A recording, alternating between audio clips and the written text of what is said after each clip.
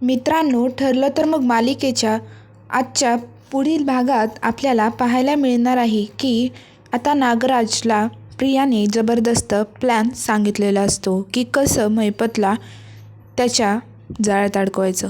तर मग आता साक्षीला कोणीतरी चिठ्ठी दिलेली असते आणि त्यात लिहिलेलं असतं की सावध राहा. आणि ती ते वाचते आणि विचार करते की नक्की याचा अर्थ काय आणि हे कुणी दिलं असेल. तर मग महिपतला नागराज म्हणतो की उद्या अशी हेडलाईन आली की साक्षी शिकरे उर्फ समीरा शेखर जिवंत आहे आणि साक्षीला पुन्हा तुरुंगात जावं लागले. चालणार आहे का तुला? हे चालणार आहे का? तर महिपत हा खूपच टेन्शन येतं. हालचाल करण्याचा प्रयत्न करत असतो. मग दुसरीकडे सायली अर्जुनला म्हणत असते की या केसच्या विषयी माझ्या डोक्यात जे येतं ते तुमच्याशी बोलायचं राहिलं. मग अर्जुन विचारतो कशाबद्दल?